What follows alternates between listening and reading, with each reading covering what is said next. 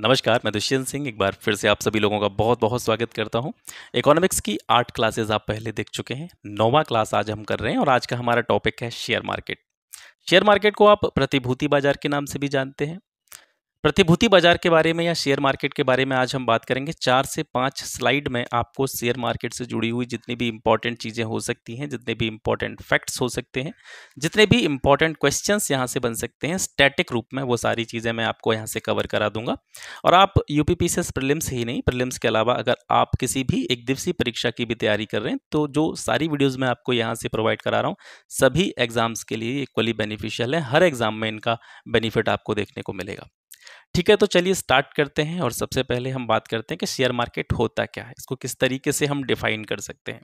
तो अलग-अलग अर्थशास्त्रियों के द्वारा शेयर मार्केट की परिभाषा को अलग-अलग तरीके से बताया गया है। हम जनरली ये समझेंगे कि शेयर मार्केट मोटे तौर पर क्या होता है।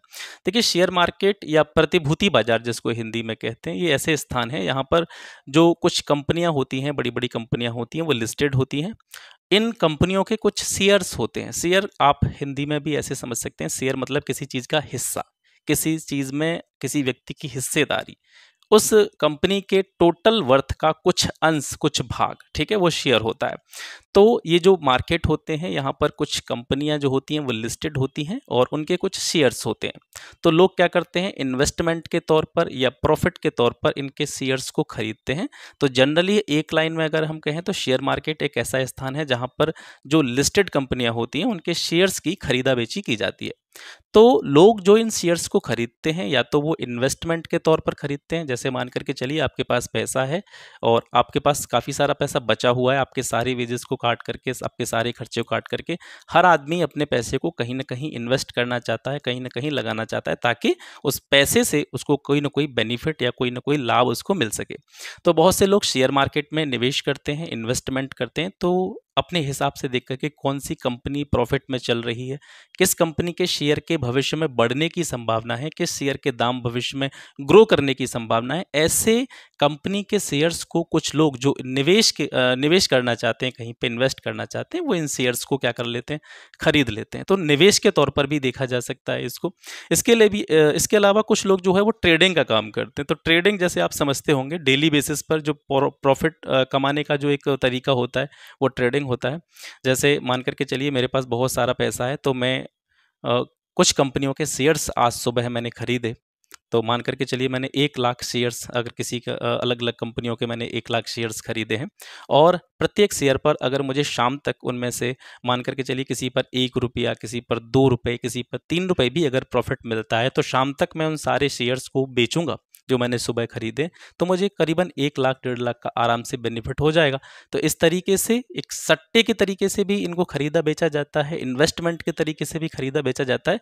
तो ये सारी चीज़ें जहाँ पर जो कंपनी के शेयर्स होते हैं उनकी खरीदा बेची की जाती है, वो सब शेयर मार्केट में होता है। इसके अलावा एक और अर्थशास्त्री हैं पी.के. धार, ये कहते हैं कि शेयर बाजार शब्द का अर्थ है एक बाजार जहाँ शेयरों, अंशों, अन्य प्रतिभूतियों का क्रय और विक्रय किया जाता है। इस बाजार में प्रतिभूतियों के स्वामी, प्रतिभूतियां जो शब्द यूज हो रहा है इसको आप शेयर से समझ सकते हैं, ठीक है। तो प्रतिभूतियों के जो स्वामी होते हैं, मालिक होते हैं, शेयर्स के जो मालिक होते हैं, वो अपनी इच्छा के अनुसार अपने शेयर्स को क्या कर सकते हैं, बेच सकते हैं, खरीद सकते हैं। शेयर मार्केट की कुछ विशेषताएं होती हैं। विशेषताएं वही हैं जैसे आप देखेंगे यहाँ से कि यहाँ पर प्रतिभूतियों का क्रय और विक्रय किया जाता है। ये कुछ बेसिक चीज़ें हैं जिसको मैं स्टार्टिंग में आपको बता रहा हूँ। फैक्चुअल इन्फॉर्मेशन इसके बाद में आपको देखने को मिलेगी, पहले आप इस चीज़ को थोड़ा सा समझ लीजिए। शेयर मार्केट की विशेषताएं, यहाँ पर जो शेयर्स होते हैं या प्रतिभूतियाँ होती हैं उनको खरीदा और बेचा जाने का जो प्रोसेस होता है वो किया जाता है। शेयर बाजार में जो निवेशक होते हैं, इन्वेस्टर होते हैं या सट्टेबाज होते हैं, दोनों के द्वारा शेयरों का खरीदा बेची की जाती है, क्रय विक्रय किया जाता है। शेयर बाजार में सभी प्रकार की सरकारी, गैर सरकारी और औद्योगिक प्रतिभूतियों के व्यापार की स्वीकृति प्रदान की जाती है। यानी कुछ ऐसी कंपनीज हो सकती हैं जो गवर्नमेंट के सेक्टर में हो, गवर्नमेंट के अंडर में आती हो। कुछ ऐसी कंपनियां होती हैं जो गैर सरकारी हैं, नॉन गवर्नमेंट हैं, या फिर कुछ इंडस्ट्रियल जो इंडस्ट्री हैं उनके भी शेयर्स जो होते हैं यहाँ पर लिस्टेड होते हैं। तो ये सारी चीज़ों की प्रतिभूतियों की जो क्रय विक्रय की प्रोसेस है उसको परमिशन दी जाती है गवर्नमेंट के द्वारा, ठीक है। तो ये सारी चीज़ें जो है शेयर मार्केट से रिलेटेड है। शेयर बाजार क्या कार्य करता है? शेयर बाजार का मुख्य कार्य है एक रेगुलर मार्केट की स्थापना करना, ठीक है?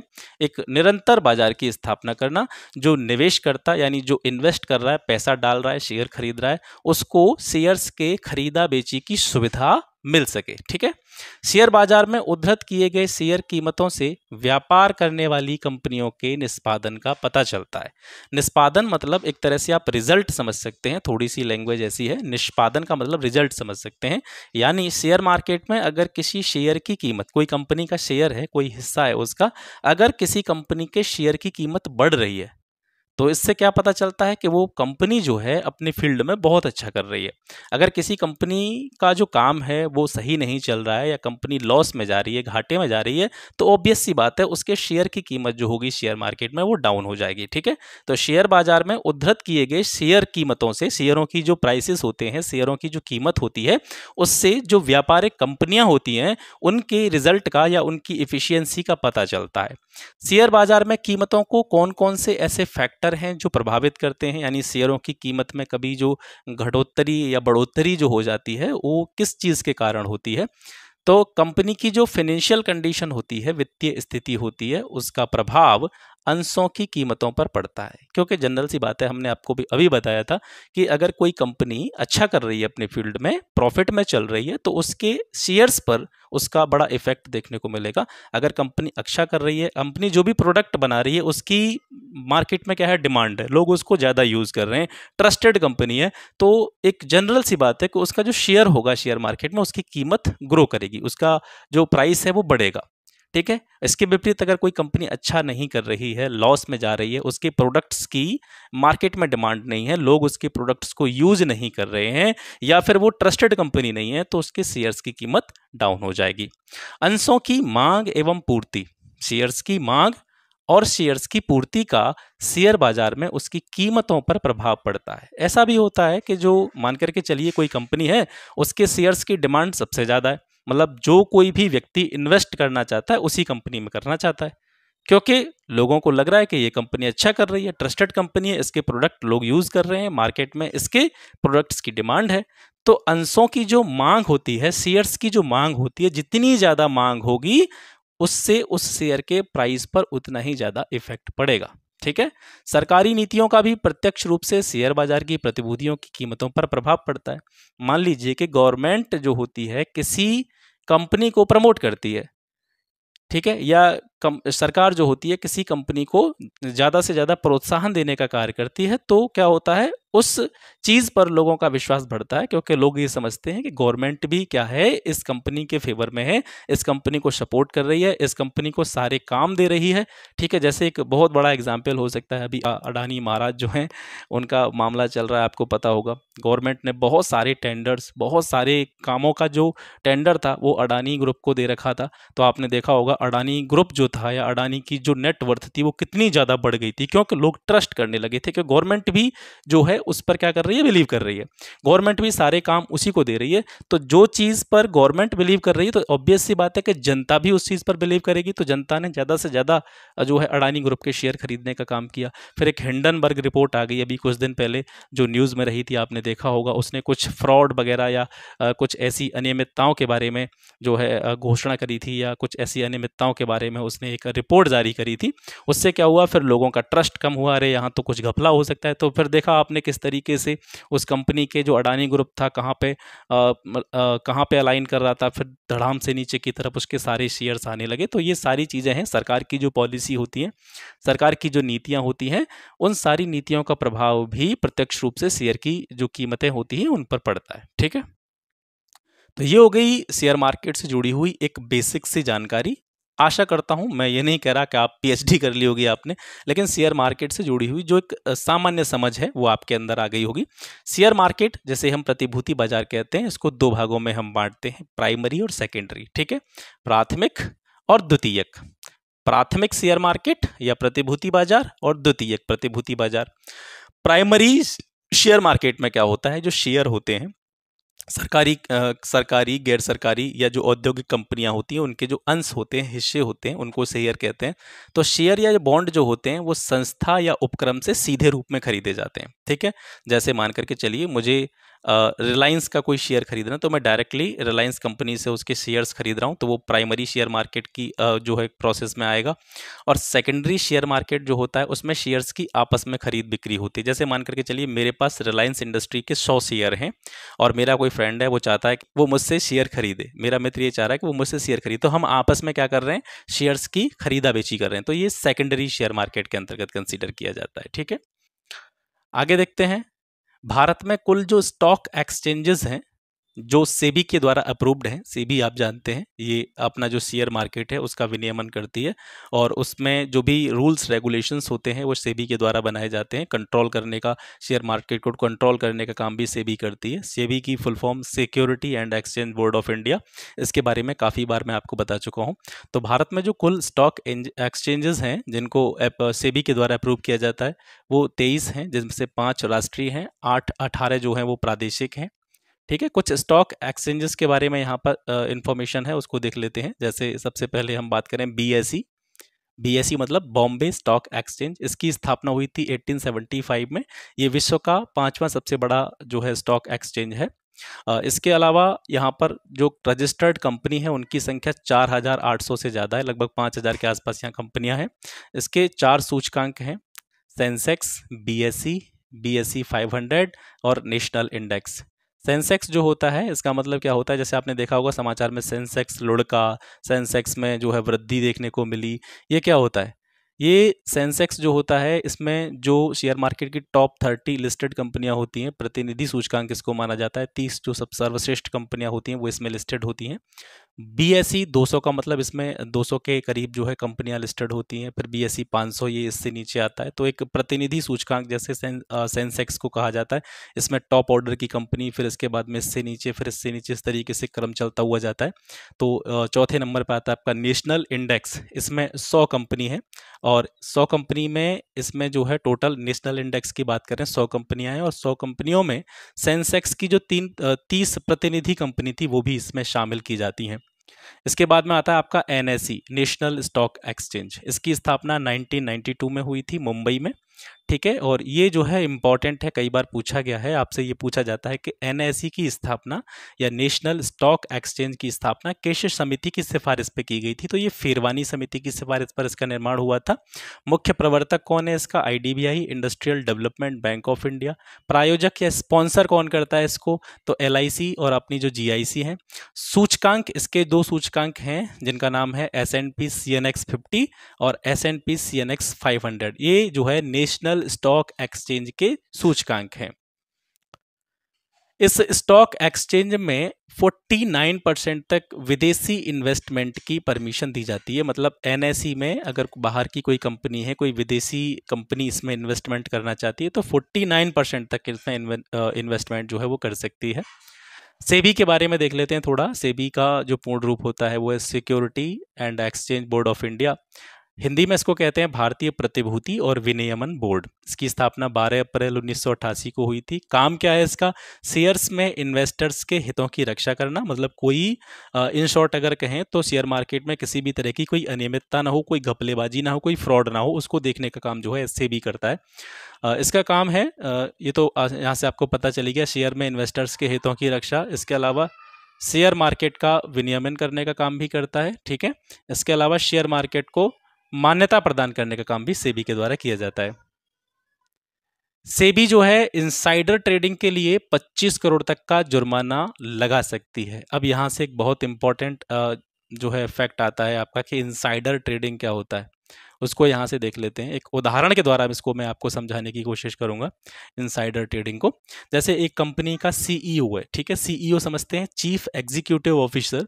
तो एक कंपनी का सीईओ अपनी कंपनी के अधिग्रहण के बारे में महत्वपूर्ण जानकारी अपने किसी मित्र को बताता है जिसके पास कंपनी में पर्याप्त शेयरधारिता है। जैसे मान करके चलिए किसी कंपनी में कुछ उतार चढ़ाव होने वाला है या उसके ऐसी संभावना है, और सीईओ जब किसी कंपनी का है तो उसको अपने कंपनी के पूरे कामकाज के बारे में पता है कि कंपनी में क्या होने वाला है, या हमारी कंपनी का अधिग्रहण कोई दूसरी कंपनी करने वाली है, या हम अपनी कंपनी का कुछ हिस्सा किसी दूसरी कंपनी को देना चाहते हैं, या हमारी कंपनी के कुछ जो शेयर्स हैं वो कोई बहुत बड़ा जो है बिजनेसमैन खरीदना चाहता है, तो ऐसी जो इन्फॉर्मेशन है कंपनी के ही व्यक्ति के द्वारा अपने जो जान पहचान वाले व्यक्ति होते हैं, अपने परिचित वाले जो व्यक्ति होते हैं, परिचय वाले व्यक्ति होते हैं, उनको ट्रांसफ़र कर दी जाती है ऐसी इन्फॉर्मेशन, जो कि इलीगल भी है। और ऐसी इन्फॉर्मेशन के बारे में आम पब्लिक को कुछ भी नहीं पता होता। ऐसी इन्फॉर्मेशन के बारे में जो इंटरनल जो है इन्फॉर्मेशन होती है, उस इन्फॉर्मेशन के बारे में आम पब्लिक को कुछ भी नहीं पता होता।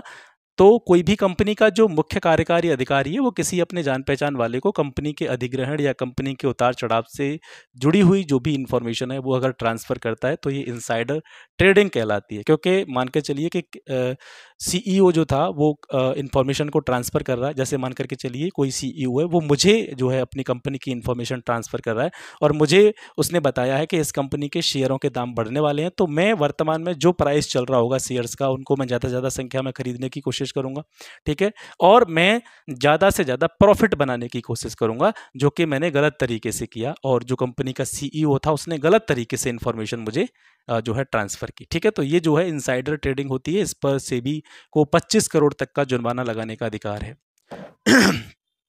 और इसके बारे में देखते हैं कि एक निश्चित स्टॉक के बाजार मूल्य को ये प्रभावित कर सकता है यदि कोई व्यक्ति उस जानकारी के आधार पर ट्रेड करता है, मतलब अपना जो बिजनेस करता है या जो अपना कह सकते हैं शेयर मार्केट में जो ट्रेडिंग का काम होता है वो करता है, जिसके पास उनकी पहुंच है, लेकिन वह जानकारी जनता को उपलब्ध नहीं कराई जा सकती है। तो वही विशेष व्यक्ति जिसको किसी भी कंपनी का सीईओ चाहता है या किसी भी कंपनी का कार्यकारी अधिकारी चाहता है, तो किसी विशेष व्यक्ति को वह लाभ पहुंचा सकता है इनसाइडर ट्रेडिंग के द्वारा, ठीक है। इसके बाद में तीसरे नंबर पर आता है OTCEI। इसका पूर्ण रूप होता है over the counter stock exchange of India limited. 1992 में इसकी स्थापना हुई थी। ये पहला कंप्यूटराइज स्टॉक एक्सचेंज है, ठीक है। इसके प्रवर्तक कौन है? UTI, ठीक है। इन सब के बारे में आपको बता चुका हूँ मैं, UTI क्या होता है, ICICI क्या है, SBI कैप, ठीक है। ये तीनों चीज़ें जो हैं इसके प्रवर्तक हैं। एक चौथे नंबर पर आता है रेजिडेक्स। ये क्या है? ये राष्ट्रीय आवास बैंक द्वारा 2007 में जारी किया था, नेशनल हाउसिंग बैंक NHB के द्वारा। और रेजिडेक्स का काम क्या है कि देश में जो जमीन के मूल्य होते हैं, भूमि के जो मूल्य होते हैं, उनके उतार चढ़ाव की निगरानी करना, ठीक है। अब आपसे जो फैक्चुअल इन्फॉर्मेशन एग्जाम्स में पूछी जाती है वो ये पूछी जाती है कि अलग अलग देशों के जो स्टॉक एक्सचेंजेस हैं उनके नाम जो है आपसे पूछे जा सकते हैं कि फलाने देश का स्टॉक एक्सचेंज जो है उसका नाम क्या है, या किसी स्टॉक एक्सचेंज का नाम आपको दे देगा और आपसे पूछ लेगा ये किस देश का स्टॉक एक्सचेंज है। तो यहाँ पर नाम दिए गए हैं, इसको यहाँ से आप देख लीजिए। डो जोन्स ये जो है न्यूयॉर्क का स्टॉक एक्सचेंज है, निक्की टोक्यो का है, नेस्डैक ये अमेरिका का है, हैंग सेंग ये हांगकांग का है, साइमैक्स और स्ट्रेट टाइम्स ये सिंगापुर का है, मिबटेल ये इटली का है, S&P ये कनाडा का है, IBX ये ब्राज़ील से रिलेटेड है, IPC ये मैक्सिको का है और FTSE 100 ये लंदन का है, ठीक है। एक टर्म और आता है IPO, initial public offer. IPO क्या होता है कि जैसे मान करके चलिए कोई ऐसी कंपनी है जो शेयर मार्केट में लिस्टेड नहीं है और वो शेयर मार्केट में लिस्ट होने के लिए अपने शेयर्स को जो है वो बिक्री के लिए जारी करती है। कंपनी द्वारा पहली बार आम जनता के लिए, आम लोगों के लिए अपने शेयरों की जब बिक्री की जाती है तो उसको हम IPO का नाम देते हैं, इनिशियल पब्लिक ऑफर। जैसे अब कुछ दिनों पहले जो जोमेटो का IPO लॉन्च हुआ था, टाइम टाइम पर जो है अलग अलग कंपनियों के जो शेयर मार्केट की तरफ अपना रुख करती है उनके IPO लॉन्च होते रहते हैं। तो IPO आप समझ गए होंगे। SME एक्सचेंज ये जो है लघु एवं मध्यम उद्योगों को समर्पित एक्सचेंज है। इससे जुड़े हुए दो जो इसके कह सकते हैं एक्सचेंज हैं, इमर्ज है ये NSE का है, नेशनल स्टॉक एक्सचेंज से रिलेटेड है, और एक BSE SME है ये आपका बॉम्बे स्टॉक एक्सचेंज से रिलेटेड है। कुछ इम्पॉर्टेंट टर्मिनोलॉजी जैसे मंदड़िया, जैसे बियर और बुल आपने सुना होगा। स्कैम 1992 वेब सीरीज मूवी आपने देखी होगी, तो उसमें वो बोलता है ना कि वो बुल है, वो बियर है। तो ये बुल और बियर क्या होता है? बियर को मंदड़िया कहते हैं और बुल को हम तेजड़िया के नाम से जानते हैं। तो मंदड़िया, तेजड़िया ये चीज़ें क्या होती हैं? तो मंदड़िया को अगर आप देखें तो भविष्य में मूल्य गिरावट का अनुमान लगाकर शेयर बेचकर लाभ कमाने वाला व्यक्ति मंदड़िया कहलाता है। मतलब वो ये उसकी इतनी कैलकुलेशन होती है, उसकी मार्केट की इतनी समझ होती है कि वो अनुमान लगा देता है किसी भी कंपनी के बारे में कि भविष्य में इस कंपनी के जो मूल्य हैं वो गिर सकते हैं, तो वो अपने जो वर्तमान समय में अगर वो प्रॉफिट में होगा तो अपने जो शेयर्स हैं उनको बेच करके प्रॉफिट कमा सकता है। तेजड़िया कौन होता है? वो ये सोचता है कि भविष्य में शेयरों की कीमत में उछाल होगी, तो वो सस्ते दामों में प्रेजेंट टाइम में जो है शेयर्स को ज़्यादा से ज़्यादा संख्या में खरीदता है, क्योंकि उसको पता होता है भविष्य में इस कंपनी के शेयर्स की कीमत बढ़ने वाली है और फिर आगे जा करके वो क्या करता है, प्रेजेंट टाइम में सस्ते पैसे में उस शेयर्स को खरीद करके फ्यूचर में प्रॉफिट बना लेता है, तो वो तेजड़िया होता है। स्वेट शेयर क्या होता है? किसी कंपनी द्वारा अपने कर्मियों को, जो उस कंपनी में काम करने वाले लोग हैं, उनको शेयर उपलब्ध कराना बिना किसी चार्ज के, फ्री में शेयरों की जो कह सकते हैं ट्रांसफर है, वो स्वेट शेयर के अंतर्गत आता है। बोनस या स्क्रिप्ट शेयर क्या होता है? किसी कंपनी द्वारा अपने पुराने शेयर धारकों को मुफ्त में दिए गए शेयर, मतलब कोई कंपनी जो होती है वो देखती है कि हमारी कंपनी के पुराने शेयर धारक कौन कौन से हैं, जिन लोगों ने काफ़ी लंबे टाइम से हमारी कंपनी के शेयर्स ले रखे हैं, उनमें अगर कोई कंपनी उनको मुफ्त में शेयर देती है तो उनको बोनस या स्क्रिप्ट शेयर के नाम से जानते हैं। ठीक है। एक आता है टर्म बदला। ठीक है, बदला अंग्रेजी में भी इसको बदला ही कहते हैं, कोई इसका दूसरा नाम नहीं है। तो बदला क्या होता है? ये कौन सा प्रोसेस है? हालांकि अब ये जो है प्रतिबंधित कर दिया गया है, इस तरह का कोई भी काम प्रचलन में नहीं है। जब किसी स्टॉक कारोबार में विलंघन की मांग जो होती है स्टॉक के खरीदार के द्वारा की जाती है, तो उसको बदला कहते हैं। अब ये तो हो गई इकोनॉमिक्स की भाषा, अब ये आपकी समझ में आई नहीं होगी, तो अब इसको उदाहरण से समझते हैं। मान लीजिए कोई व्यक्ति है, वो किसी कंपनी के शेयर को खरीदना चाहता है, लेकिन उसके पास अभी पैसा नहीं है। ठीक है, अब वह व्यक्ति शेयरों को उसकी वर्तमान कीमत से अधिक मूल्य देता है, तो एक बदला लेन देन कर सकता है। मतलब कोई भी व्यक्ति है, उसको उसका मन है कि भाई मुझे शेयर्स खरीदने हैं, लेकिन उसके पास पैसा नहीं है, तो वो क्या करता है कि वो ये कहता है कि मैं इसका पैसा बाद में दे दूंगा, मुझे अभी आप शेयर दे दीजिए। तो इस कंडीशन में क्या होता है, जो शेयर की एक्चुअल वैल्यू होती है, शेयर की जो वास्तविक कीमत होती है, उससे ज़्यादा कीमत में वो उसको खरीद लेता है, क्योंकि उसने पैसा नहीं दिया है। मान के चलिए कोई शेयर की कीमत 100 रुपये है, अब मेरे पास 100 रुपये भी नहीं है। अब मैं कहूँगा, अब मुझे लग रहा है कि भाई मुझे यहाँ से प्रॉफिट कमाना है, और मुझे ये भी लग रहा है कि इस शेयर की कीमत फ्यूचर में बढ़ सकती है, लेकिन मेरे पास उस शेयर को खरीदने के लिए पैसा नहीं है। तो मैं क्या करूँगा भाई, मैं कुछ ना कुछ बीच का रास्ता निकालूंगा। मैं जो शेयर विक्रेता हैं उनसे बात करूँगा कि भाई ऐसा कीजिए, मुझे कुछ शेयर दे दीजिए, और मैं इनका पैसा मेरे पास अभी नहीं है, आप चाहो तो प्रत्येक शेयर का जो वर्तमान मूल्य है, जैसे 100 रुपये है, तो मैं इसका फ्यूचर में आपको जब मैं आपको पैसे दूंगा बाद में, तो इसके मैं 120 या 130 या 150 रुपये दे दूंगा। तो दरअसल में क्या हुआ कि उसने शेयर को खरीदा नहीं, ना ही उसकी जेब से पैसा गया, और भविष्य में क्या हुआ, मान के चलिए 1 महीने बाद में, जैसे उसने 100 शेयर खरीदे, तो 100 शेयर का जो एक्चुअल मूल्य था वो कितना था, आपका 1 लाख रुपए हो गया 100 के हिसाब से। तो उसने 100 शेयर्स खरीद लिए, लेकिन उसकी जेब में से एक भी पैसा नहीं गया। अब क्या होता है कि आगे चल करके मान करके चलिए 2 महीने बाद उस शेयर की कीमत होगी 200 रुपये, तो सीधे सीधे 2 लाख रुपए बन गए। तो उसने क्या किया कि 100 रुपये पर कीमत का जो शेयर था, वो पहले से ही उन्होंने बीच में आपस में क्या किया था, अपने आप में एक समझौता किया था कि 100 रुपये का शेयर है, इसको मैं 120 में आपको दे दूंगा। तो 120 के हिसाब से उसका पेमेंट उसने अपना काट लिया, और बचा कुचा जो 80 रुपये का जो प्रॉफिट था पर शेयर के हिसाब से उसको दोबारा से दे दिया। तो इसमें क्या हुआ, ये हुआ कि आपने जेब में से एक भी पैसा नहीं दिया, लेकिन प्रॉफिट आपको मिल ही गया। ऐसी कंडीशन में क्या होता है, ये जो सिचुएशन बनती है तब बनती है जब आपकी जान पहचान का कोई व्यक्ति है, वो आपको प्रॉफिट पहुंचाना चाहता है। तो इस सिचुएशन में बिना पैसे के भी शेयर्स जो है दूसरे को ट्रांसफ़र कर दिए जाते हैं। ठीक है, तो ये पूरी कहानी वही है जो मैंने आपको समझाई है कि मान लीजिए एक बदला फाइनेंशियर बी है, जिसके पास शेयर खरीदने के लिए पर्याप्त पैसा है, इसलिए ए के अनुरोध पर बी शेयर खरीदता है और अपने ब्रोकर को पैसा देता है। दलाल विनिमय के लिए पैसा देता है और शेयर बी को हस्तांतरित कर दिए जाते हैं, ट्रांसफर कर दिए जाते हैं। ए जो पैसा बी को देता है वह शेयरों के कुल मूल्य से थोड़ा सा अधिक है, जैसा कि मैंने बताया था। ठीक है, दो मूल्यों के बीच में जो अंतर होता है वो ब्याज के रूप में देखा जाता है, क्योंकि बदला फाइनेंस को बी से ए तक के ऋण के रूप में माना जाता है। मतलब जो भी एक्स्ट्रा मूल्य में जो शेयर की बिक्री हुई है, क्योंकि उसने 100 रुपये का शेयर था, 120 में खरीदा था, लेकिन आगे चल करके वो 200 में बिक गया, तो 80 रुपये का जो बीच वाला मार्जिन था वो उसको मिल गया। ठीक है। रोलिंग सेटलमेंट क्या होता है? सेबी द्वारा यह बदला के स्थान पर लाया गया था, बदला व्यवस्था को अब समाप्त कर दिया गया है। इस व्यवस्था के अंतर्गत कारोबार का निपटारा अधिकतम 5 दिनों के अंदर हो जाना चाहिए। ऐसा नहीं है कि आपने शेयर खरीद लिया, मैं इसका पेमेंट सर 4 महीने बाद करूंगा, 3 महीने बाद करूंगा, और उसका जो मैंने प्रोसेस बताया था अभी कि जैसे 5 महीने के लिए उसने शेयर खरीद लिए, पैसा एक भी दिया नहीं, बाद में प्रॉफिट हो गया तो उसी पैसे से उसने जो है कुछ इसको दे दिया जो इसके शेयर थे, और कुछ प्रॉफिट जो है उसने कमा लिया। तो ऐसी चीज़ें नहीं, रोलिंग सेटलमेंट लाया गया था कि कोई भी शेयरों की खरीदा बेची हो रही है, कोई भी ट्रेड हो रहा है, कोई भी कारोबार हो रहा है, मैक्सिमम 5 दिनों के अंदर अंदर वो सेटल हो जाना चाहिए। लेकिन वर्तमान में इसको और कम कर दिया गया है, ये 2 दिन कर लिया। ठीक है, वर्तमान में यह T+2 है, 2 दिन के अंदर अंदर पूरा जो मामला है, मैटर है, वो सेटलमेंट उसका हो जाना चाहिए। लोक निर्गम पब्लिक इश्यू क्या होता है? जब प्राथमिक बाजार में शेयर बेचकर पूंजी उगाही जाती है, पूंजी इकट्ठी की जाती है, पैसा जो है कलेक्ट किया जाता है, जिसमें सभी भारतीय नागरिक को शेयर खरीदने की अनुमति होती है, तो वो लोक निर्गम कहलाता है। एक होता है अधिकार निर्गम। इसमें क्या होता है?